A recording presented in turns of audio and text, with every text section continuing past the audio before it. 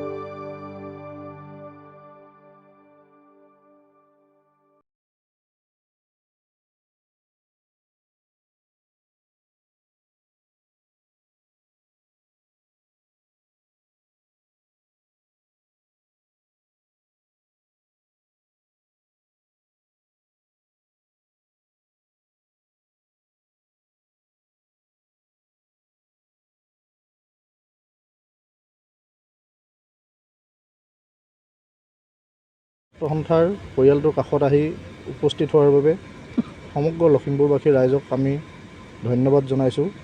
আগলৈ এই ছাত্ৰ সন্থাক স্বৰাজে যেনেধৰণে আগবঢ়াই লৈ যাব বিচাৰিছিলে, তেওঁলোকে সাংগঠনিকভাৱে যেনেধৰণে গোটেই বস্তুবোৰ আগবঢ়াই লৈ গৈছিল লখিমপুৰ জিলা ছাত্ৰ সন্থাখনক, তেওঁ সেই অভাৱ আমি কেতিয়াও পূৰ কৰিব নোৱাৰোঁ। কিন্তু তেওঁৰ অনুপস্থিতিত যাতে ছাত্ৰ সন্থাক আগবঢ়াই লৈ যাব পাৰোঁ, সেইখিনি আমি একান্তই কামনা কৰিছোঁ। আগন্তুক দিনত আমি সকলোৱে সেইখিনি সহায় সহযোগিতা বিচাৰিছোঁ।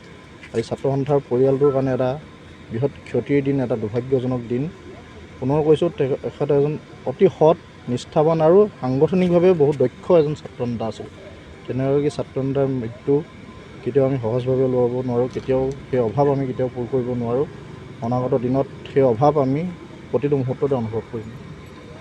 ছাত্ৰ সন্থাৰ পৰিয়ালৰ বাবে আজিৰ দিনটো এটা অতিশয় দুৰ্ভাগ্যজনক দিশ। সদৌ লখিমপুৰ জিলা ছাত্ৰ সন্থাৰ সাধাৰণ সম্পাদক স্বৰাজ শংকৰ গগৈ ডাঙৰীয়া যোৱা নিশা এক আকস্মিক পথ দুৰ্ঘটনাত আমাৰ মাজৰ পৰা হেৰাই যায়। সদৌ অসম ছাত্ৰ সন্থাৰ পৰিয়ালৰ তৰফৰ পৰা তেখেতৰ বিদেশী আত্মাৰ সদ্গতি কামনা কৰিছোঁ। স্বৰাজ শংকৰ গগৈ ডাঙৰীয়াই এজন ছাত্ৰ সন্থাৰ এজন অতি সৎ, নিষ্ঠাৱান আৰু সাংগঠনিকভাৱে এজন দক্ষ ছাত্ৰ নেতা আছিল।